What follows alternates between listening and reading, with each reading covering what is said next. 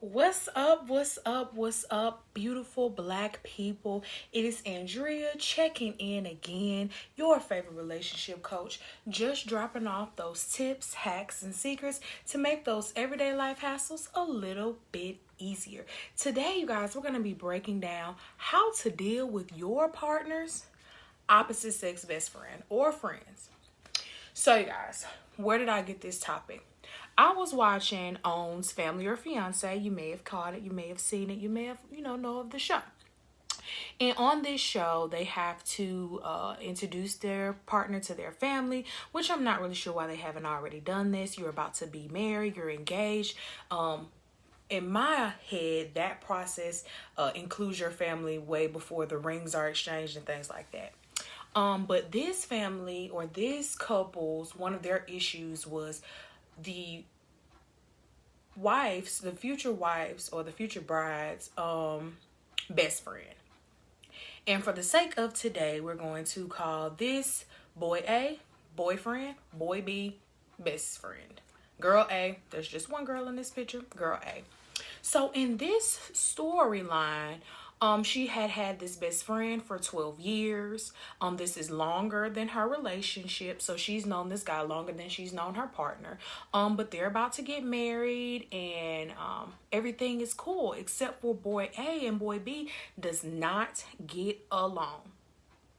So I was watching this show and I was like, hey, I'm pretty sure there's other couples out there that are having these same issues because I noticed a lot of words that were being tossed around like you're being insecure, you're jealous, you're being controlling because you won't let me or allow me to have friends of the opposite sex. And I was like, okay, let me just jump in here today and give you guys some tips on how to control this situation, because you're adults, you and your partner are adults, both consenting adults, and you guys have different lives. You're two different individuals. Okay, we are practicing oneness, but you have two separate lives you have to lead together but individually.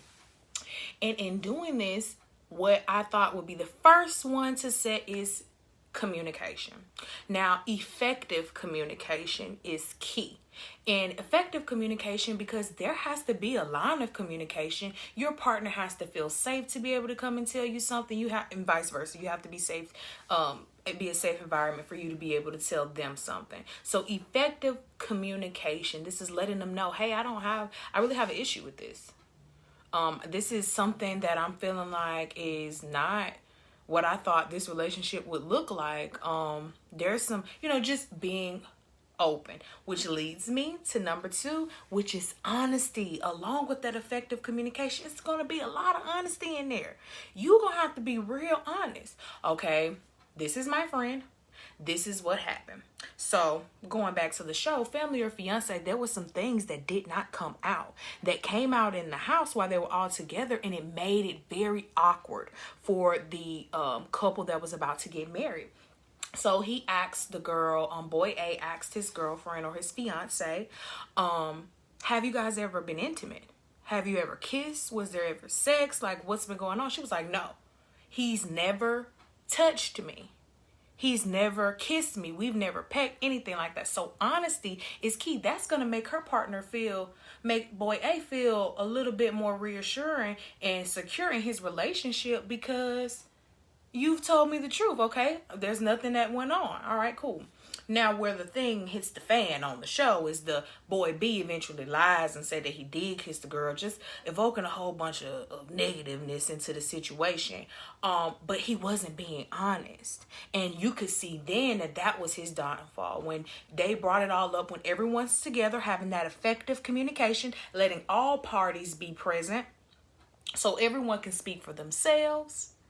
Because we're all what? Adults. We can speak for ourselves. So when everyone was there and present, talking, boy A, boy B, and girl A, all the S word hit the fan, for a lack of a better term. She found out that her best friend, boy B, had been lying about a lot of different instances that had not happened between them and been telling boy A. But to boy B's defense, not really, but just saying, if boy A would have went to his woman to address those things, she probably could have cleared those up front. But he was not trying to honestly communicate, use that effective communication to get his point across. So it was a lot messed up in there. And then the last thing that really will help couples that are trying to, integrate together, integrate families. That means best friends included, because this guy's been in her life for 12 years. She mentioned that she didn't have a strong relationship with her father, and this is the only man that's never left her side. So you being a mature man understands that. And like, okay, this the guy that never left. Even her daddy left, but he didn't. So I could be understanding for that. And now number 3 is what helps after you've been understanding that she's going to have this best friend or he's going to have this best friend. Set those boundaries. Boundaries need to be set. Now, boundaries, it can have its own video, because boundaries need to be set within yourself, you and your partner, partner's best friends, your best friends, family. I might need to say family for the ones in the back, because boundaries are so important. Letting them know, okay, well, yeah, I don't think it's okay for you to ask your best friend for partners that for favors that I can already do. Or I don't feel like it's okay for your best friend to call you past a certain time. That's our time. Just setting those boundaries and you enforcing and reinforcing those boundaries is going to make your partner feel way more secure. It's the best form of reinsurance is defending your partner when your partner can see it, because they like, okay, or your partner hearing about you defending them. Those are the top 2 ways for you to feel secure. So if your partner has a best friend that is the opposite sex, that's fine. That's okay, just long as you're having honest communication and you're setting those boundaries. It can be done. It can be done, because the word that I mentioned earlier that was used a lot in that episode was controlling, as well as jealousy. And in the end, it really wasn't that he was controlling. It really wasn't that he was jealous. He felt threatened. He felt threatened that our good thing was going to end. She feels threatened that your good thing is going to end because this other person has a big part of you. This isn't family. You're not bound to be with this person. You're making a choice. Because that's the big separation in friends and family. Family, sometimes people feel like you have to deal with them. Friends, you're making a choice. You're choosing to choose them, to work on your relationships. Just like with our relationships and our marriages, we're making this choice consciously every morning to make better decisions, to do what's best for us, or to what's best for your partner in things that don't involve you, like things like that.